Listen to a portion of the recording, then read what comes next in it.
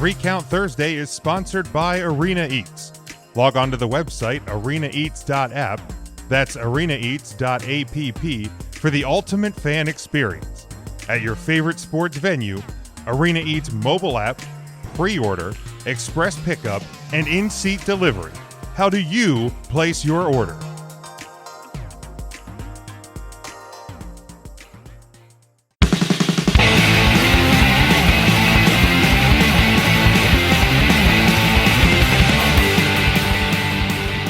Tim, I think this was kind of the topic you presented in full, so I guess I'll lend the floor to you.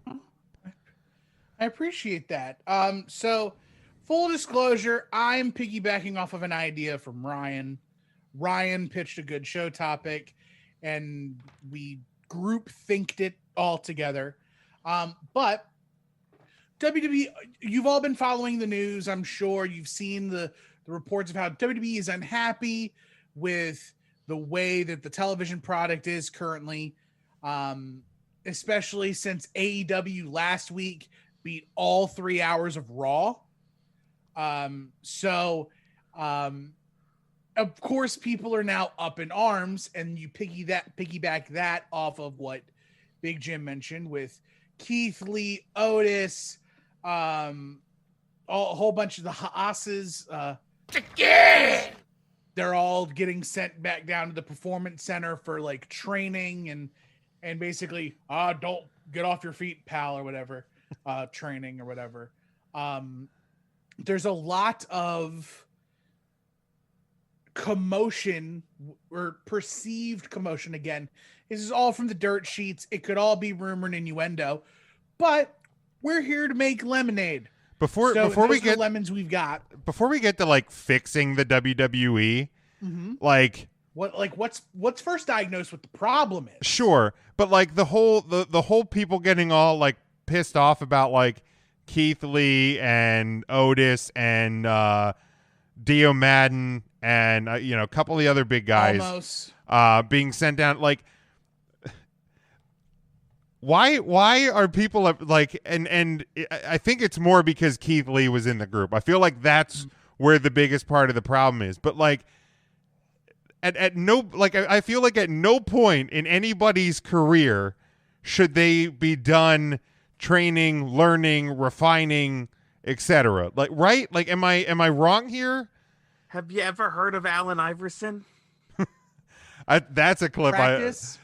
Like. I mean, every athlete practices. Every athlete work. Like if I whether you've been in a business for 5 years, 10 years, 30 years, like there's ways to improve. There's ways to get better.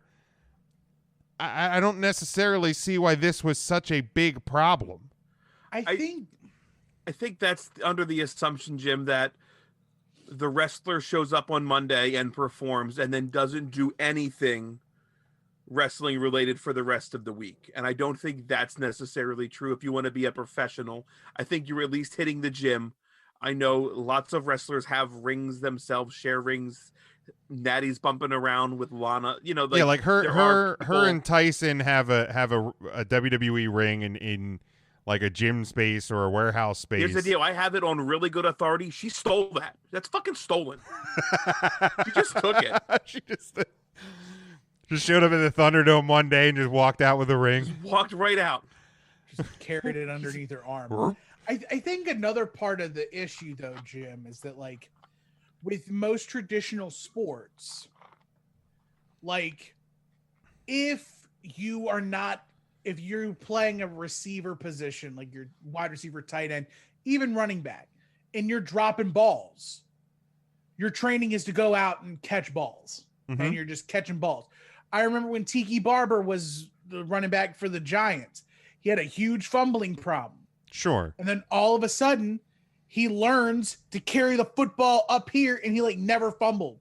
Sure. But like, with the WWE, though, this is kind of subjective, not so much objective in the you're dropping the ball or you're fumbling. This is you're not wrestling the way WWE wants big men to wrestle. Okay.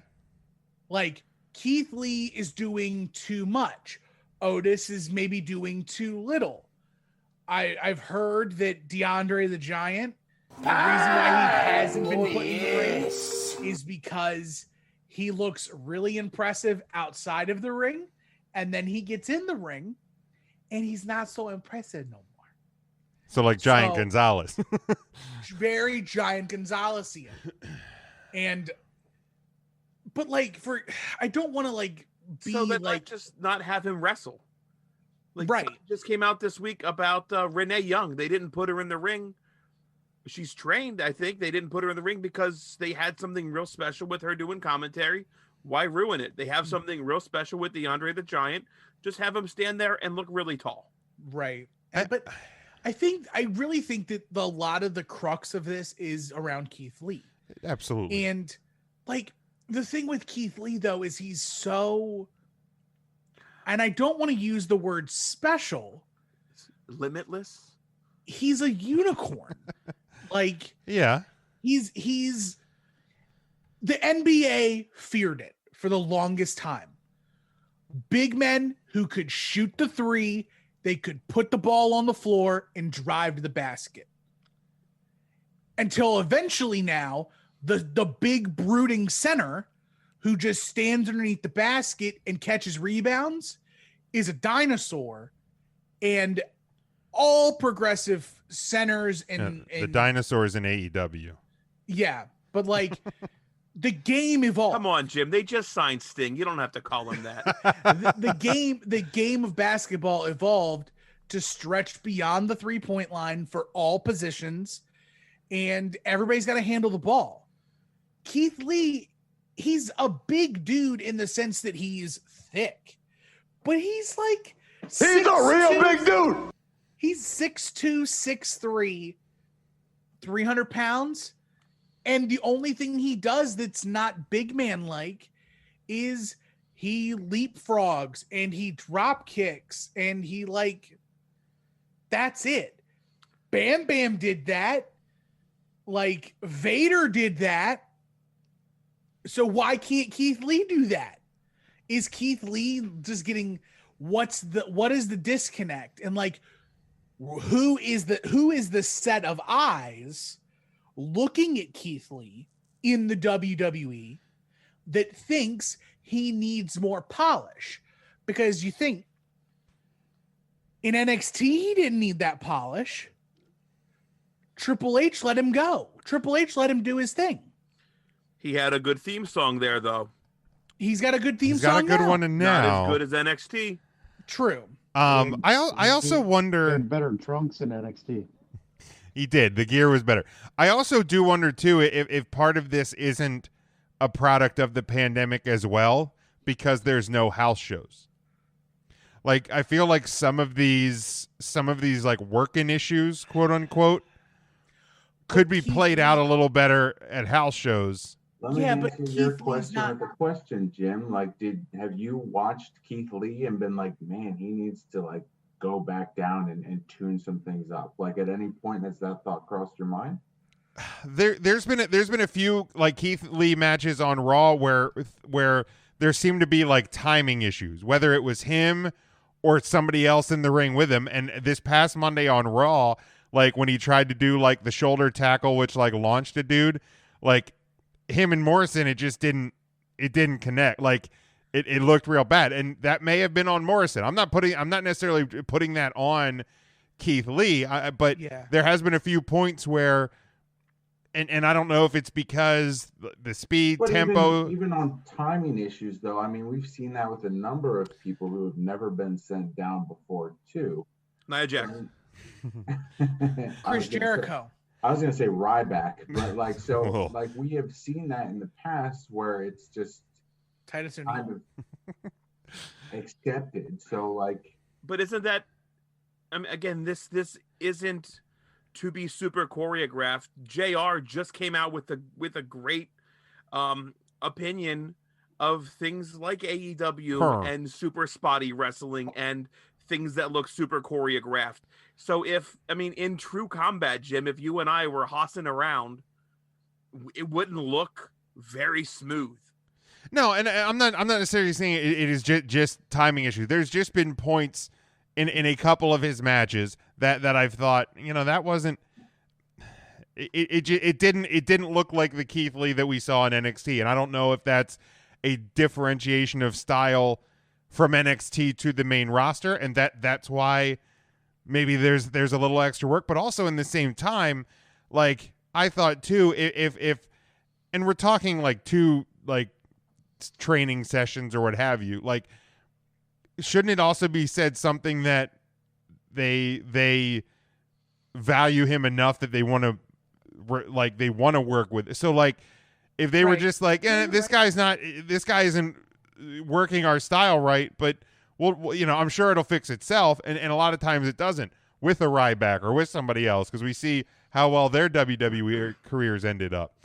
I think we're putting a ton of emphasis on the in-ring, which is the wrestling aspect of the World Wrestling Entertainment, but we're not necessarily putting a ton of emphasis on the stick, and I don't think Keith Lee works a microphone that great at all.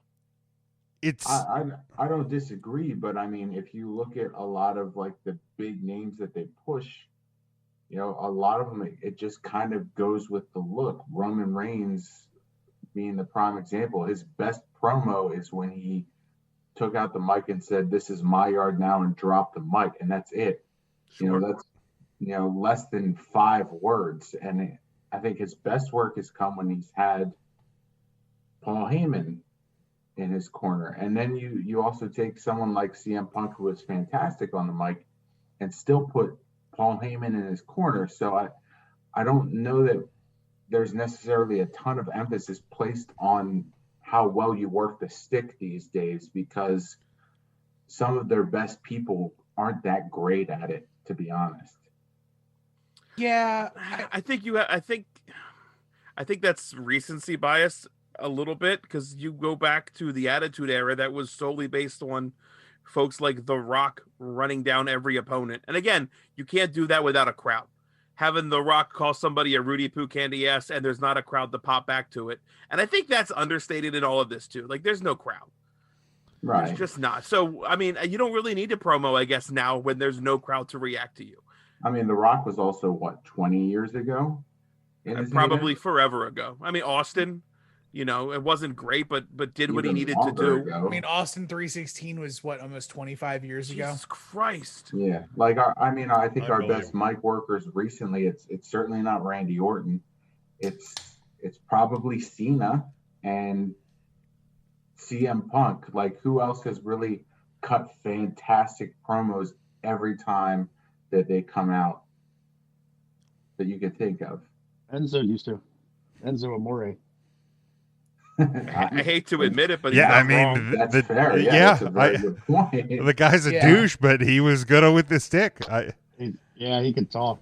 You can't teach that. And who did they push out of Enzo and Cass? Carmelo. Right. What is Jim getting? So, that's a mic. That's the Enzo. That's the Enzo Enzo mic. Yeah. But I think you're good on the mic is just as subjective as good in the ring. Sure. I think Randy Orton is great on the mic. He presents himself as Randy Orton. The Miz is fantastic. The Miz was the one I was just thinking. He is. The Miz is always on the mic, always doing work. And Keith Lee has a delivery, has an inflection, has a style of his promo that is uniquely him. And especially in a world where everybody's pretty much doing the same thing, why not have someone do something different? That was the New Day. The New Day was the different thing that bucked against everything else. They were given the opportunity to fly and they flew. Not everybody has to be a great orator like Dolph Ziggler, like The Miz, like John Cena. Now that I'm thinking about it, Bray is fantastic on the mic. Sure. Yeah. Seth Rollins cut some fantastic promos. And both of those he cut his guys got pushed pretty good, I think, because of their ability on the mic. So, in retrospect, Ryan, I think you are right. The mic work is important, but you do need the crowd aspect to that. Like Daniel Bryan's whole WrestleMania buildup falls flat if there's no crowd there. I mean, That's absolutely right. That goes along with the exact commercial they cut. Remember, they were Oh, talking yeah, about how yeah. important the WWE universe was, and Daniel Bryan walks out and he does his entrance, and there's nobody there. Yeah, one. Right. I'd be really curious to see and to know. Obviously, we don't know how long the Thunderdome and no crowds and all of this is going to go on.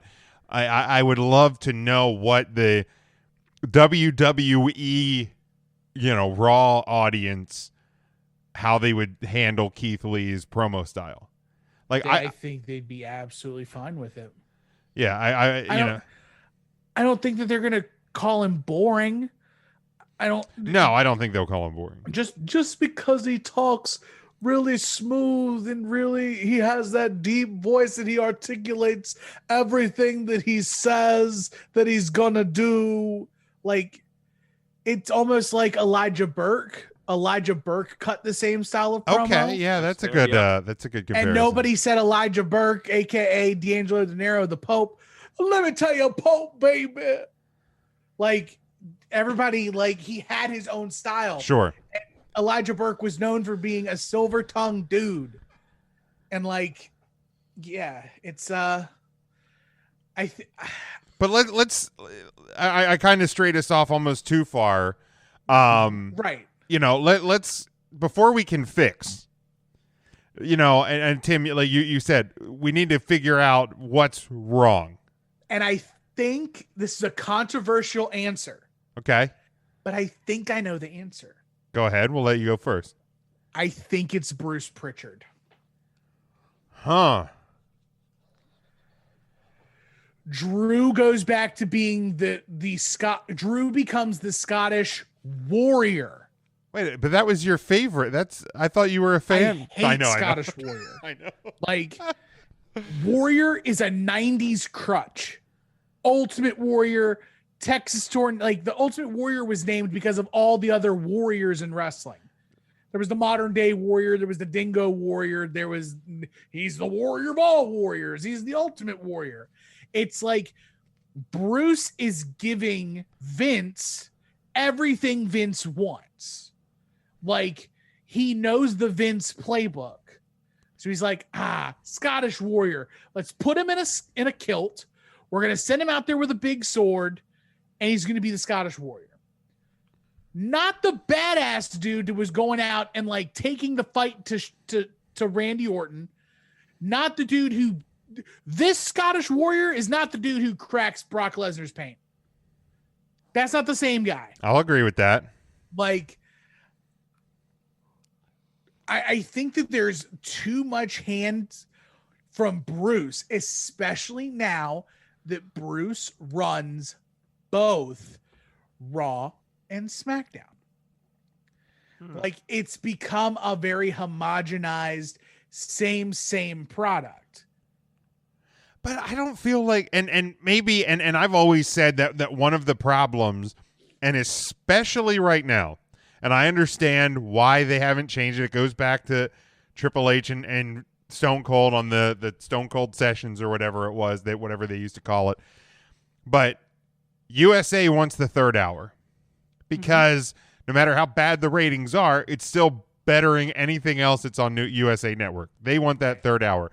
But especially right now, in an era where you have a limited roster for various reasons, and 99% of them are probably valid, 3 hours is a long show. It is a long show because SmackDown, I watched SmackDown. Right. I haven't watched either show every week for a little while, but when I was watching Raw and SmackDown just it feels better. I can't. Now, I think some of the product was better, but I also feel like the fact that it's 2 hours, they have to get their shit in quicker, more concise, and in a more detailed fashion. Outside of the Roman Reigns stuff right now, SmackDown feels like a long show. It does. Okay, really yeah, I probably does. haven't watched I mean, a full episode I in a think little you're while. thinking like the Roman Reigns stuff, the Fiend stuff. There was so much good on SmackDown that those 2 hours blew by. Right. Outside of Roman Reigns and the La Familia, whatever the fuck they're calling it, it's a slow moving show anymore. Okay, yeah, I haven't Like, probably you watched have it in a couple weeks. You have to recall, like, Roman is going to be responsible for like 2, maybe 3 segments on SmackDown, because you're going to have the big tribal chief promo. You're going to have a small cut in the backstage with him and Paul and whatever. And then they'll be involved in the main event with Jey Uso somewhere. The issue, though, is that SmackDown has only 2 hours to play with. It is tougher to fill 3 hours of television. So you have to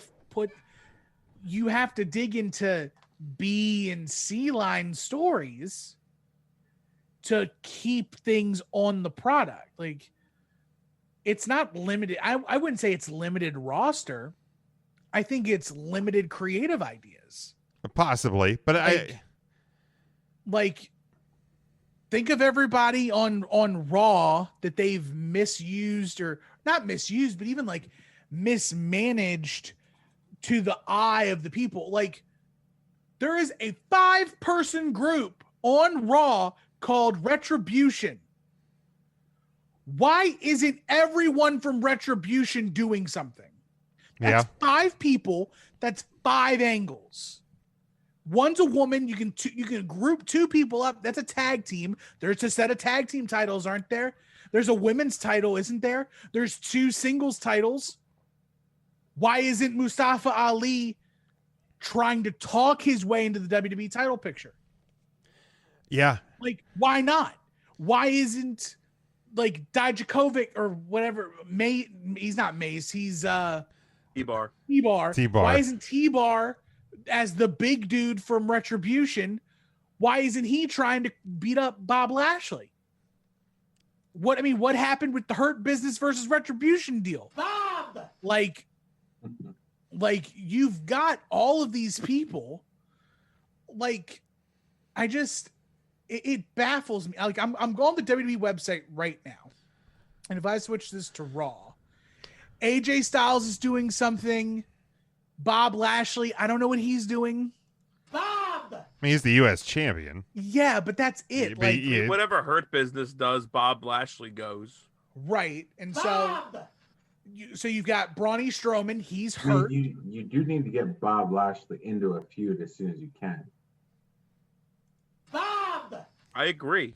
But he also, who does he have to feud against? Like, Roberto Lashley, WWE United States champion. Dabba-Kato has not been on Raw since he got drafted. Cedric Alexander's with the Hurt Business. Drew Gulak is in the 24/7 title. Elias is with Jeff Hardy. Eric from the Viking Raiders is doing nothing because Ivar's hurt. The Viking Raiders. God damn it. Where is it? The Viking Raiders. Why can't I goddamn find it? I swear to God, it disappeared. Okay. Man, our sound guy is really lacking. Man, I gotta break him. There it is. There we are. Hinga-dinga-durgan.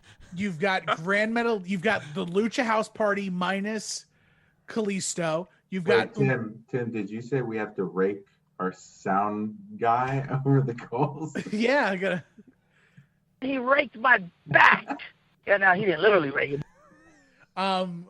You've got 2 of the 3 members of the Lucha Booties, Humberto Carrillo, Jeff Hardy again. He's partnered with Elias. Jinder Mahal not doing anything. Hurt. The Miz and John Morrison. Jinder blew his knees out again. Who, Jinder? Yeah, Jinder's out. He had knee surgery in November. He blew his knee out again. Damn. Isn't he doing NXT India stuff? I don't think that's a thing. Yeah, no, it is. They just Really? They just announced that last week, I think. Really? It was that, or I dreamt it. But it was him and the other tall dude. Yeah, I think they NXT India. yeah, Khalil. because it was him and Great Khali. They're a great color. no, Yeah, because sure. who was the guy that won the battle royal over in Saudi land? Bob That Lashley. is, gosh, what It is was his name? Dabba-Kato. No, Mansoor, Mansoor. Yeah. not Mantar. Mansoor. I almost said Mansoor. Okay, Gorilla so Monsoon. keep staying on track. Yes, Keith Lee. I don't know what he's doing. He's just kind of mismatched in like the upper mid card. he's in a match. I You've think. got the New Day, Yep. who are fighting Miz and Morrison, I guess, but also Sure. fighting the Hurt Business, I guess. Yeah, Retribution, we've already talked about. MVP, we've talked about. I'm not even talking about the women, but like Lacey Evans, Lana and Asuka and like Shania are like the only 4 women on the roster. Not Yep. Lacey Evans, Nope. not Mandy Rose, not Naomi, not Nikki Cross, not Peyton Royce, not even really Alexa Bliss. Like Alexa she's Bliss doing and the Fiend stuff. What are they doing? Right, they're just packaged. Like they're just together. Like so you've got pieces, but there's no focus. Now Yeah. I will give you this. Give it to us, Tim. Raw did do a really horrible rating in December, the same time they always do bad ratings. right. Like historically, this is the dead period.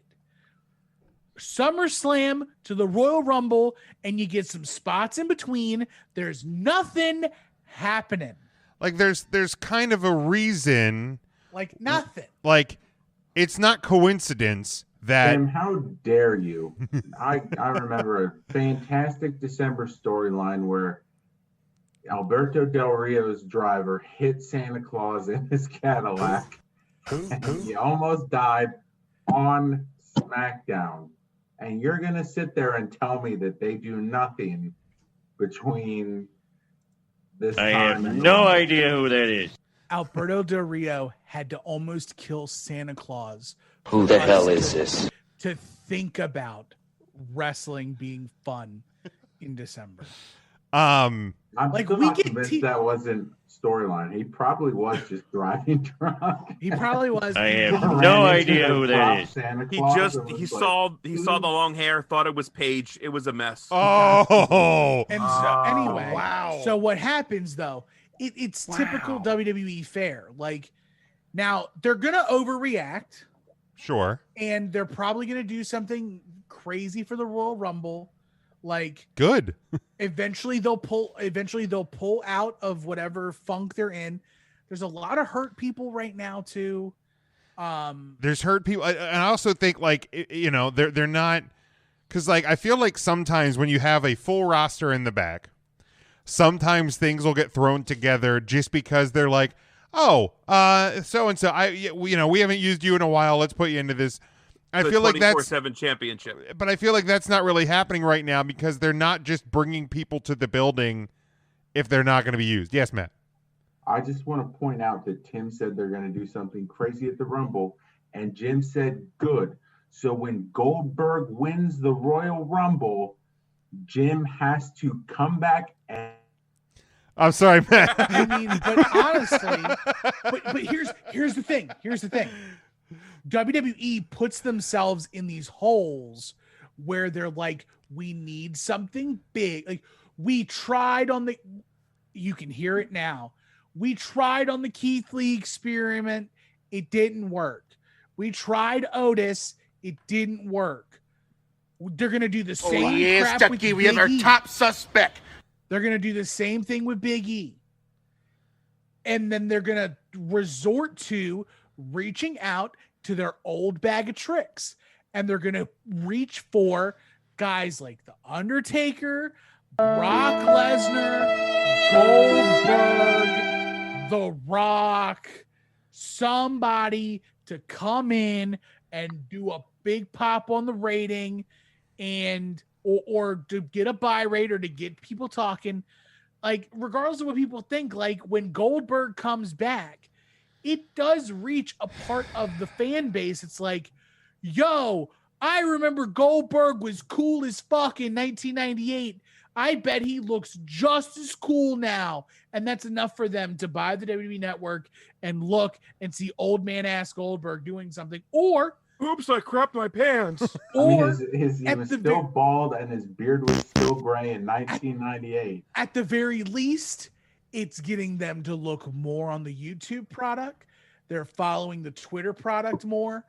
Like, the name Goldberg still resounds with a fan base that remembers when wrestling was the hottest. I mean, and it's not he doesn't have to come back and wrestle. It's not a coincidence that in the month of December was when Sting debuted with AEW. Like, I don't think that's coincidental. Like, you know, because you can't do winter is coming in fucking summer, Jim. Well, right. I mean, especially in Florida.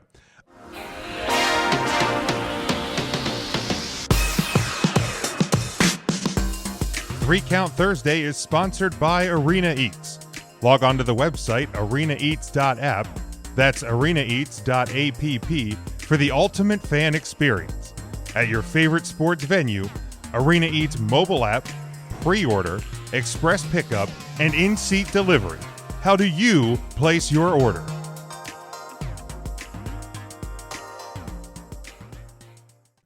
Okay, so we've at least now, I mean, quicker. Besides Bruce Pritchard / creative, does anybody else have like what is broken before we can get to how we can fix it? You absolutely have to get rid of that piece of shit Thunderdome. That is your problem. It looks the exact same for Raw, the exact same for SmackDown. It does absolutely nothing for me. I wish they would have slid Raw and SmackDown into the CWC for a week while building the new one and see what that product likes with even a smattering of live people to react in the moment to what's going on in the ring. I'll go one step further. WWE, for the most part, has been shot and directed by the same guy for over 30 years. Kevin Dunn. Kobe. Yeah. Like, the shaky cam.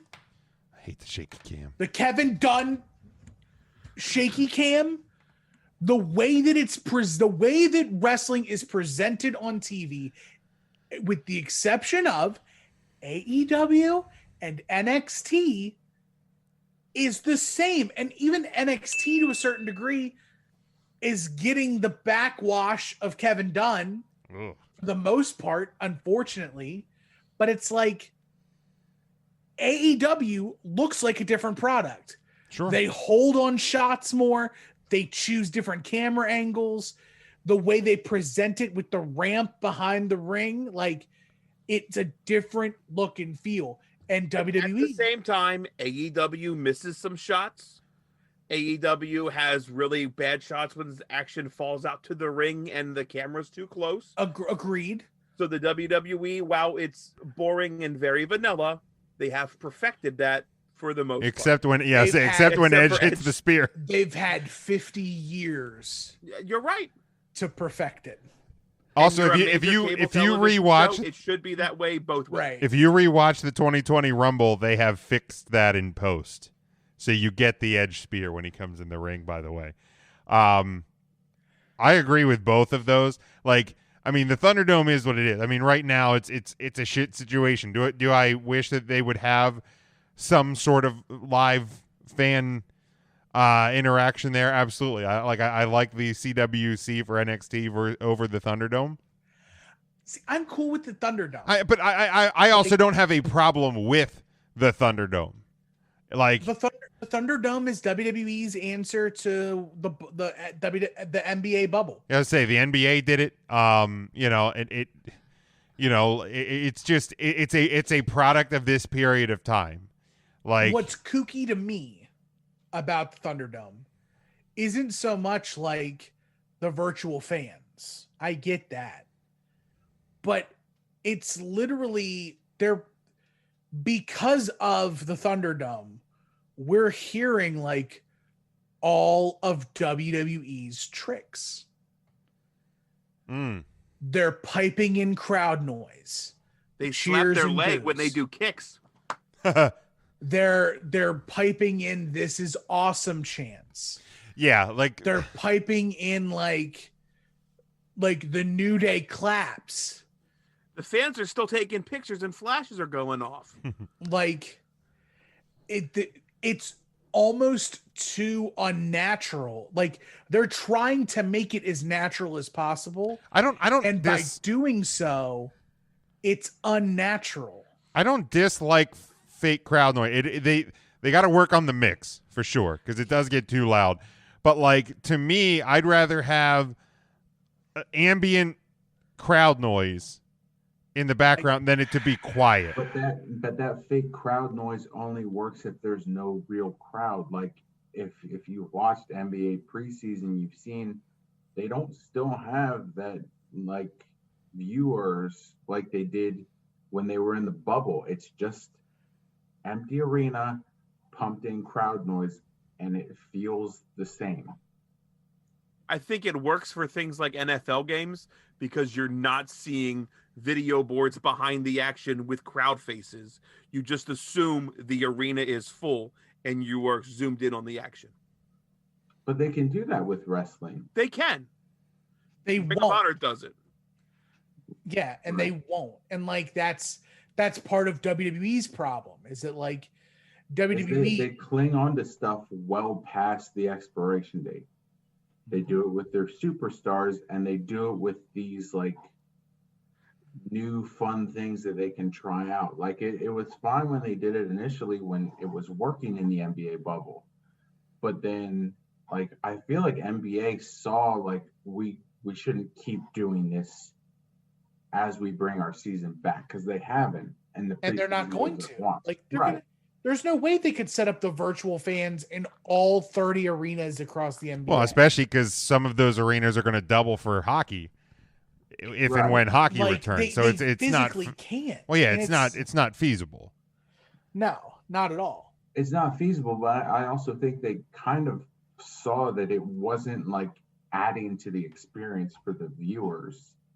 Like when I was watching an NBA game, it wasn't like I was paying attention to the crowd at all. I don't necessarily pay attention to what's going on in the Thunderdome, but it's still also a glaring presence that kind of demands your view at some point during the match, especially when there's a break. How much do y'all want to bet that the Thunderdome to Vince and them isn't for the TV product? It's for the workers.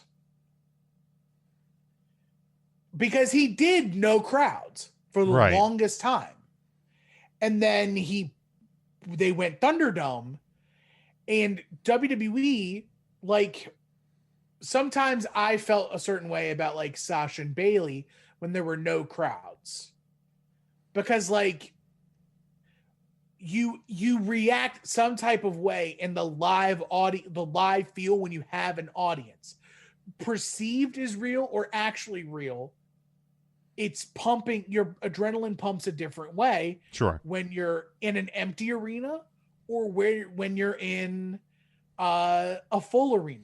I mean, I would agree that I think it's more for the worker, but I also think that behind the scenes in live events, because you had the NBA virtual fans, and because the live events industry's been trying to figure out ways to do anything, that this was a sign of things that were being worked on and things that were coming down the pipeline. The NBA had done it, and the WWE was like, we can do that too. So while it was for the workers, I also think it was because it gave them an opportunity to do something that was going to be happening in the industry anyhow. Not the wrestling industry, but the events. To me, it feels like they also just wanted to be different than what AEW was doing, because Probably. first with their workers being the fans, and then WWE did that, and we all kind of saw the comments of, oh, well, WWE's just copying Sure. AEW. And I'm sure Vince heard that too. He's like, well, we need to stop this and do something else. Yeah, I would agree with that. It was Even certainly then- reactionary to that, I'm sure. But even then, like if you look at the way AEW did workers in the crowd and the way WWE did workers in the crowd, AEW had heels and faces cheering heels and faces. And in WWE, it was cheer the good guys and boo the bad guys and no personality. I know that's Xia Li at ringside. I know that's like Casey Canizaro at ringside. So like Mighty Casey. like I believe that, but like you tell me that this big dude over here cares about the little babyface guy in there? He looks like a bad guy. He shouldn't be cheering for Finn Balor. He should be cheering for Kyrian. I see what you did there. I see what you did. Like, Okay, so we've identified some problems. Now comes the question of how do you fix it? And I think the picture Ryan shared to us was like if you could move somebody from main roster to NXT, maybe it involves that. But how, we can go around the room. If somebody wants to start, volunteer, feel free. But like, what would you do to fix the WWE? And that's assuming, I think, Tim, like you said in our chat earlier, you keep the Raw still 3 hours, SmackDown still 2 hours, NXT still 2 hours. Because the easy answer is Raw should be 2 hours. Make Raw shorter. Even do an hour and you like that. To me, that's an easy answer, cheap answer. So how would you fix it? Who wants to go first? we can go. I mean, mine's real simple. We just signed a brand new deal with Tropicana Field, and you did the exact same thing. You have to change up the Thunderdome, if not get rid of it completely. Here was your chance to do something different, to just make it look different. I think Matt used a great word. I think we've passed the expiration date on the way the Thunderdome looks. You could have, I don't fucking know what you could have I'll done. say, what would you do different then? Like, I would have made it look smaller and kept it like a CWC feel. If you're gonna have some folks there, I feel like you just need to have people truthfully react to what's going on in the ring. Here's the deal: we've all called matches. Jim, I know on the four of us minus Tim, we've called big shows for the Pro Wrestling Empire. Hell in a Cell matches. We've called NWO spots with like Bischoff. Like, yeah, those were electric moments, and we as commentators played off of that absolutely emotion from the fans. It always does. I do AECW every month. Sometimes the house is lower. Maybe it's a snow day. It's hard to get that emotion. Whereas a packed house, you play off of that, and sure, you absolutely want to perform better in front of screens. Jim, I mail it in on this podcast every week because we do it through a screen. That's the honest truth. Ryan, I haven't noticed. Tell me to be here. I mean, I truthfully haven't noticed a difference from when you're sitting next to me to how you are now. Every Thursday, yes, you have. I don't bring French fries over. Well, that's true. Delicious candy. That's true. I don't get candy and fries, but in terms of your production on this show, exactly the same. Oh, for real? I mean, Ryan used to be a little more dancey in the older episodes. The bar is set low. I mean, Ryan did come to the pre-show, post-show topless tonight. I don't know why he didn't keep that. I don't know why he didn't keep. That's okay. I froze up there. I don't know why he didn't keep that for the actual show. But see, yeah, maybe that's the thing. And if we would have been live in studio, maybe he would have remained topless. I mean, like, don't threaten him with a good time. I was say, like, I mean, I know for a fact Ryan will not take his shirt off for the remainder of this show. He is pantsless either way. Goddamn right. Wait, are you guys wearing pants? No. 50-50. I said, like, why would we? What, one leg on? No, it depends on the day. No. I mean, some days you just don't feel like it. Yeah, We're I mean, quarantined. Tim, how would you fix the WWE product right now? So you have to change. Well, it's the biggest problem I've had with WWE. You have two different shows that don't look different. Make Raw and SmackDown look different other than Red Mondays and Blue Fridays. Like, change it. The Thunderdome is based on the intro to SmackDown. Right. So if anything should keep the Thunderdome look, it's SmackDown because it's the intro to SmackDown. But Raw, there's nothing raw about Raw. Raw should be in the CWC. Or Raw should have, like, things, you have to change the look between the look and the feel, whether that's how it's, like, people shit on it, but Raw Underground was something different that Right. Raw did that SmackDown didn't, that gave separation on the product. And personally, in going along with that, you can't have Raw and SmackDown have the same head of creative. You can't. I get one mind, one vision, one WWE. One Vision. Great Queen song, by the way. Like, I get that you want singularity and you want everything to feel like the WWE. But yeah.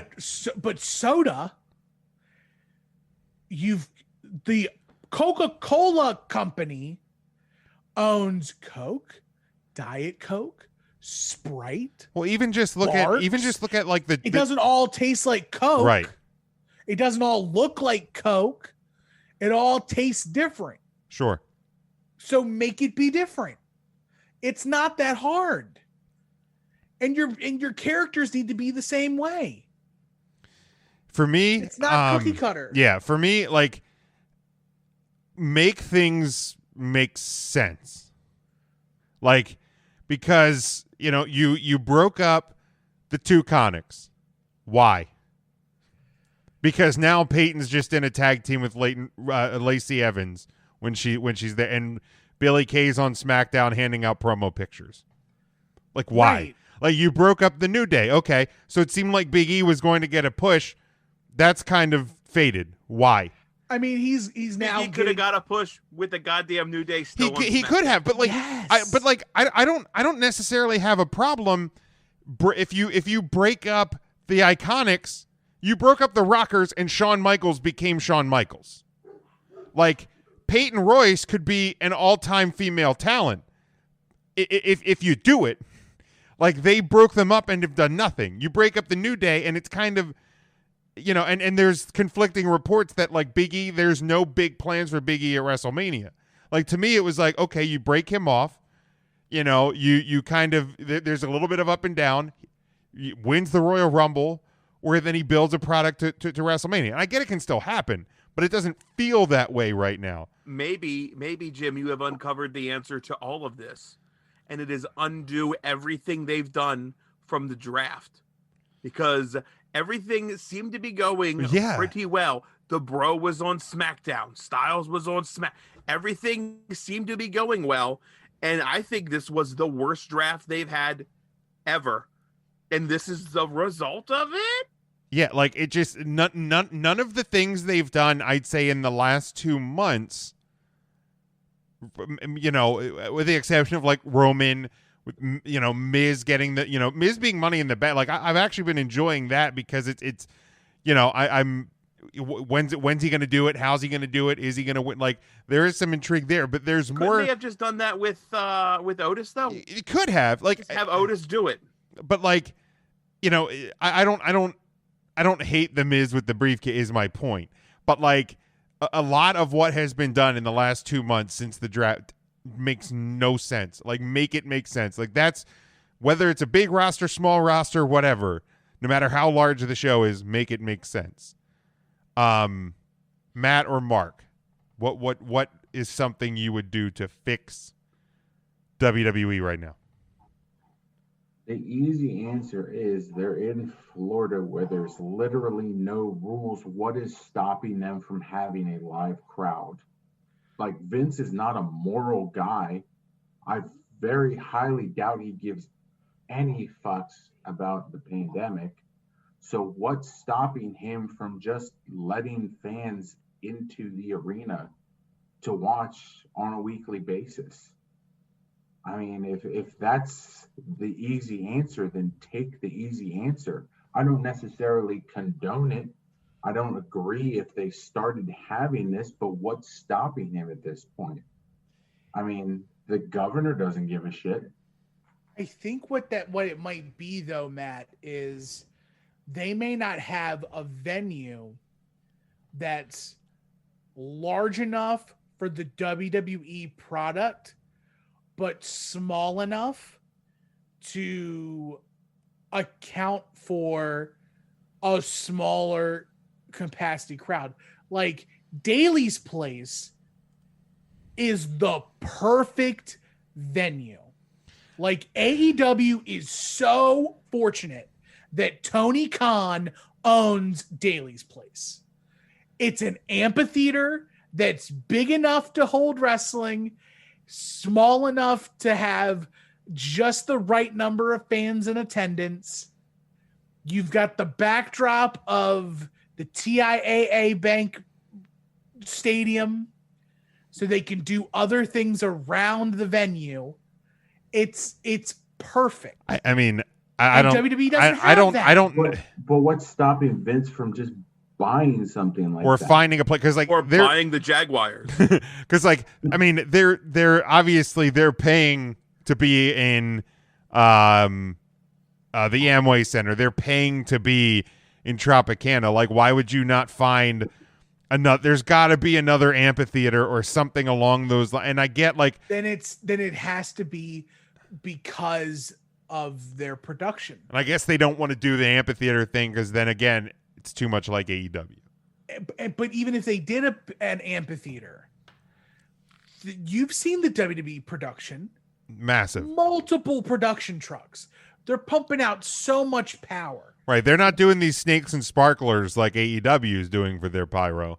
No, and like they're doing Husker do's, Husker don'ts. You know, they're doing them all. Like so many LED boards, and like they are like the difference between the production setup between the WWE and AEW is, yes, they're both the circus. WWE is Ringling Brothers and Barnum and Bailey Circus, and AEW is the Universal Circus. Like the Universal Circus is still dope, but it's not Ringling Brothers. Not the same bells and whistles as Ringling Brothers. That's fair. Like it's not the same. You get two different feels from both. Right, but the Young Brothers focused on elephants for far, far too long, and people got the shits of that, and that eventually ran them out of business. Correct. But again, when the pandemic's over, we're not going to see the Thunderdome anymore. You know, we will see. It'll be a great day.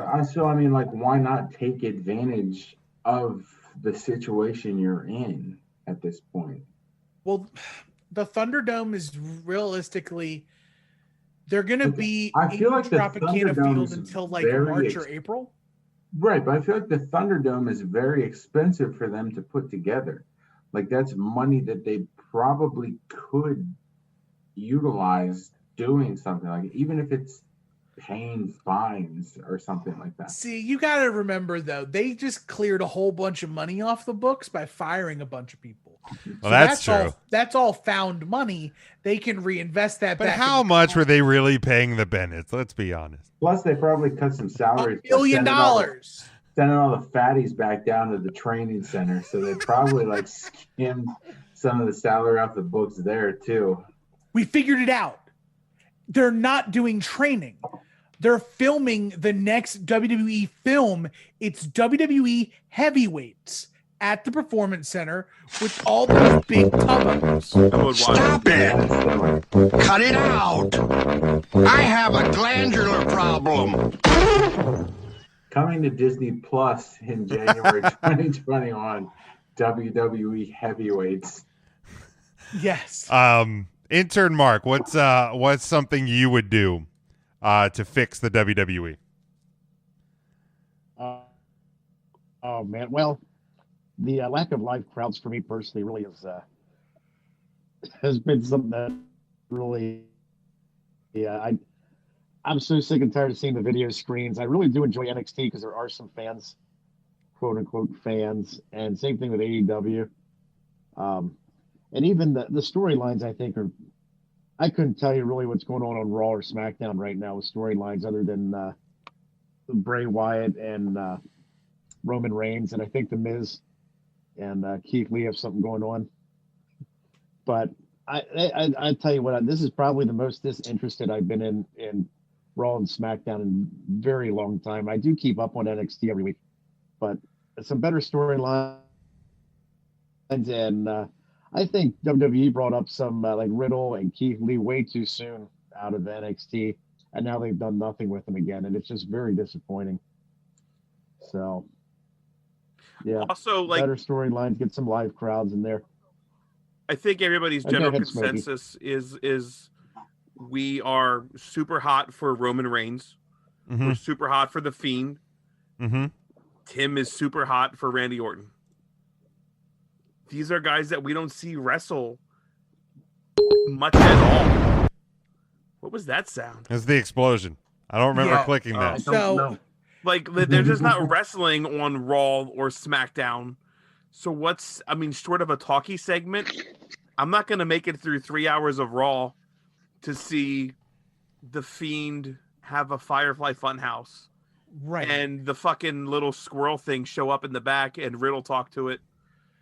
So, like, the two people you mentioned that we're both really excited about, Roman Reigns and Bray Wyatt, Ooh-ah. have recently, or as recently as a year plus can be, have changed their characters to be something captivating. That's fair. Roman Reigns is doing some of the best work that anyone has done in wrestling right now, on the mic and in the ring. Paul Heyman or not. Yeah. Like, this tribal chief, head of the table, show up and win. Free the nipple. I mean, again, Like- is this really Roman Reigns, or is this a creation from story writers given to Roman Reigns? Because Either we way.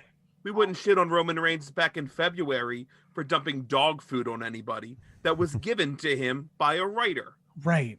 So I mean, again, we're not talking real life people here. These are characters, Right. and the writing sucks.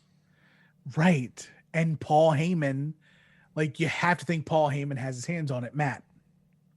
So speaking of Bray Wyatt and him being one of the most hot wrestlers in the company right now, my friend Jason commented on the post earlier.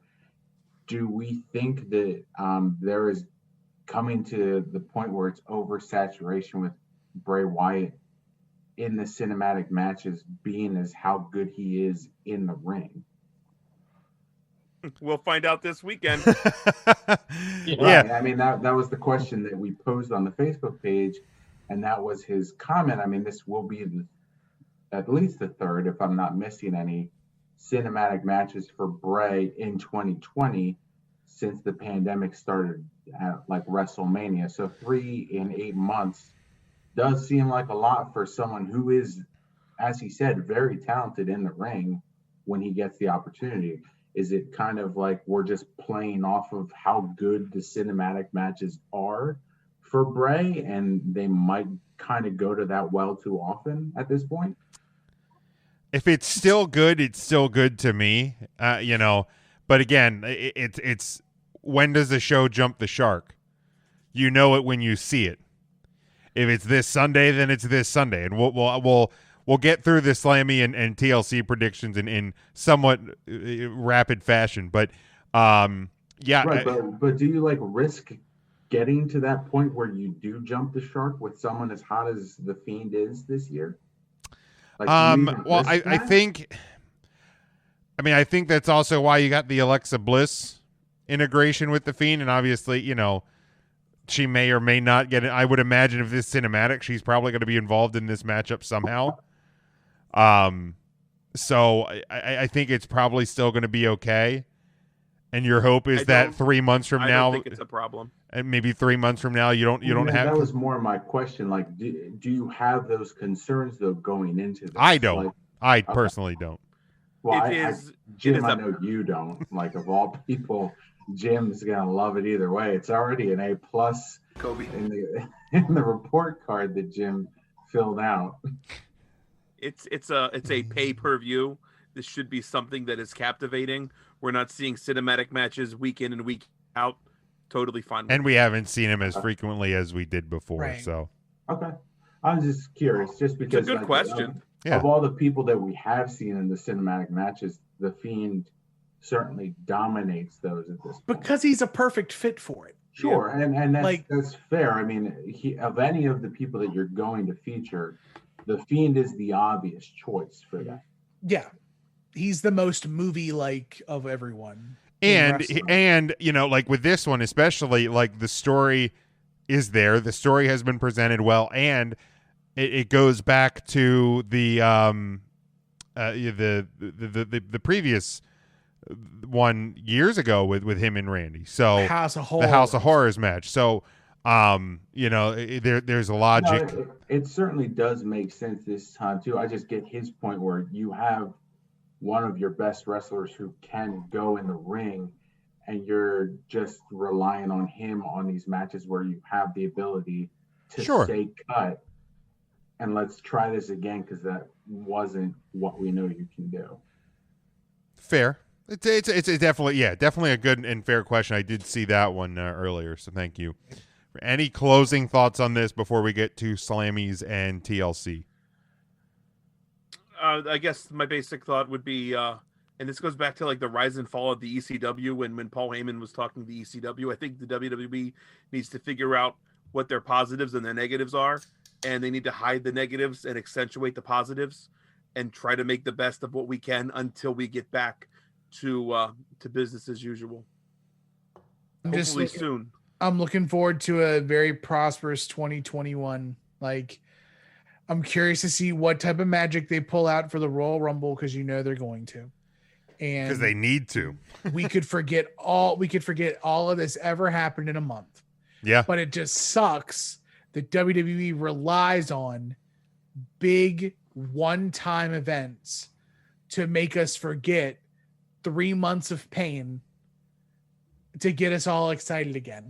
And I mean, I think all of that is exemplified. Like, you know, it's magnified, not exemplified. It's magnified this year because time is irrelevant, and you know, it's all within its own capsule. So, yeah, we'll see where we get with the Royal Rumble. And like Charlie said, I go back to the first brand split where they had two completely different brands. Yeah, I'm with you on that. Like, that goes to Tim's point with splitting creative.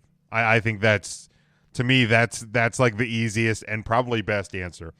Okay. So who is the craziest person right now that we see in the Royal Rumble to try to hook an audience? Goldberg. The winner, Bill Goldberg. Because I listened to the Renee Young podcast, I'm going to say CM Punk. Yeah, I was going to say I have it in my news and rumors. CM Punk, he addresses yeah, what it would take for him to come back. We'll get to that because I saw that clip last night, and to me, that's an open invitation. But we'll get to the reasons why. So I'll go with Tim, and I'll say Punk. I listened to the Renee Dupree podcast, and they didn't talk about that. All right. Is he talking about Pat Patterson? He said that's exactly what he said. It's going to be the hologram of Pat Patterson.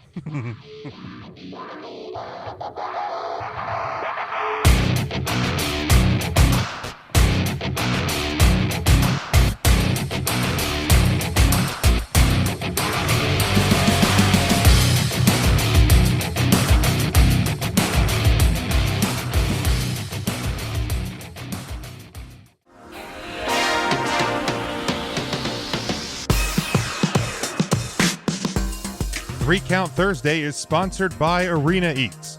Log on to the website arenaeats.app, that's arenaeats.app, for the ultimate fan experience. At your favorite sports venue, Arena Eats mobile app, pre-order, express pickup, and in-seat delivery. How do you place your order?